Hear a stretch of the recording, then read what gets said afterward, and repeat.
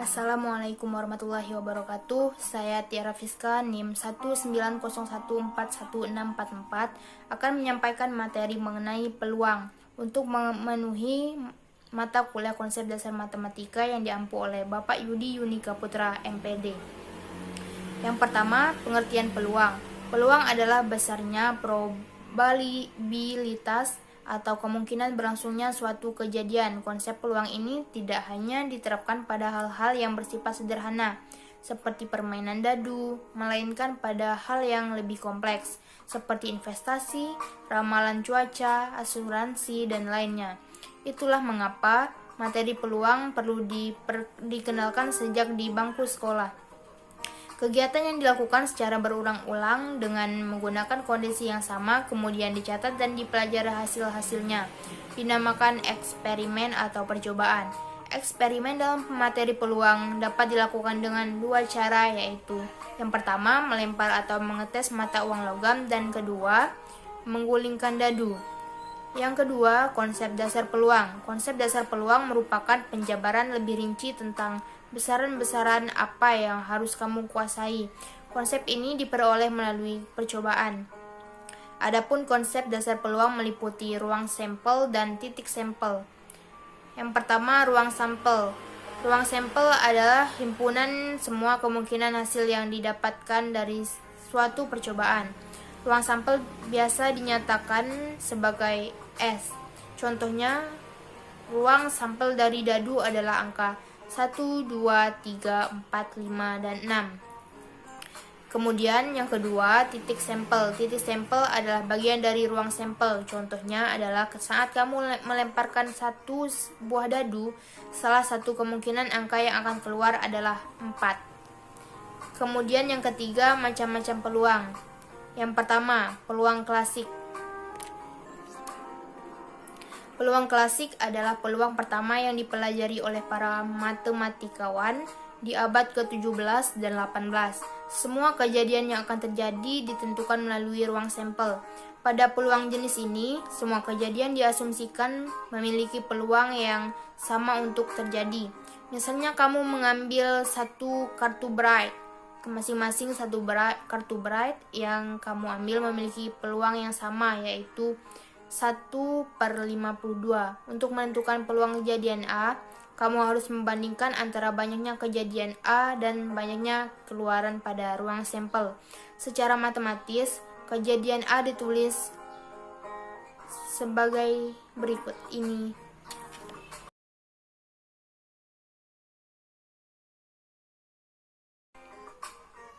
Yang kedua, peluang empirik. Peluang empirik adalah peluang suatu kejadian yang diperoleh dari hasil observasi atau kejadian nyata. Secara matematis, peluang empirik dirumuskan berikut ini.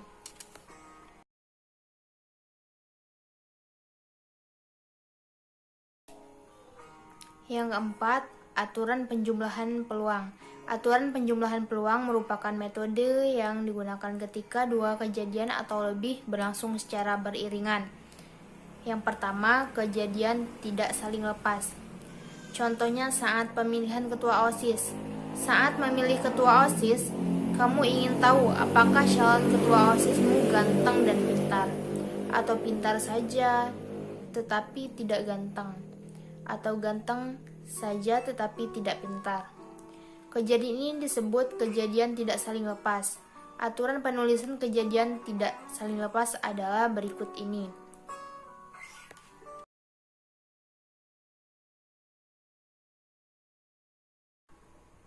Kemudian yang kedua, kejadian saling lepas. Contohnya adalah kamu ingin tahu apakah calon ketua OSIS-nya laki-laki atau perempuan. Artinya, tidak mungkin seseorang bersamaan antara laki-laki atau perempuan. Dengan demikian, kejadian tersebut dinamakan kejadian saling lepas. Secara matematis dirumuskan seperti berikut ini.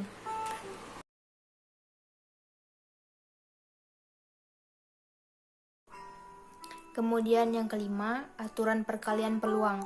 Pada prinsipnya, aturan perkalian hampir sama dengan penjumlahan. Hal yang membedakan adalah contoh kasusnya. Yang pertama, kejadian tidak saling bebas. Misalnya kamu memiliki 3 lusin buku dengan rincian satu lusin buku sains, 1 lusin lagi buku fiksi, dan 1 lusinnya buku novel. Saat kamu mengambil sebuah buku tanpa pengembalian, tentunya akan berpengaruh pada jumlah keseluruhan buku, kan?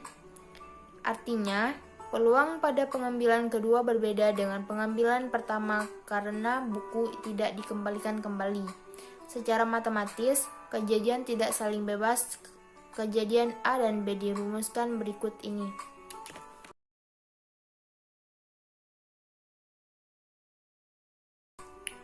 Kemudian yang terakhir, kejadian saling bebas. Contohnya, kamu melemparkan koin dan dadu secara bersamaan. Kamu ingin tahu peluang munculnya koin bergambar angklung dan dadu bernomor 5. Jelas bahwa koin dan dadu tidak saling berpengaruh satu sama lain. Kejadian ini disebut kejadian saling bebas. Secara matematis, kejadian A dan B saling bebas dirumuskan seperti berikut ini.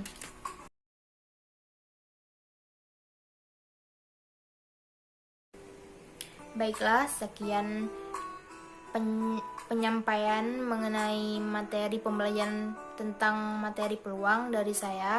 Saya meminta maaf apabila ada kesalahan dan kepada Allah saya mohon ampun. Saya akhiri, wabillahi taufiq wal hidayah. Wassalamualaikum warahmatullahi wabarakatuh.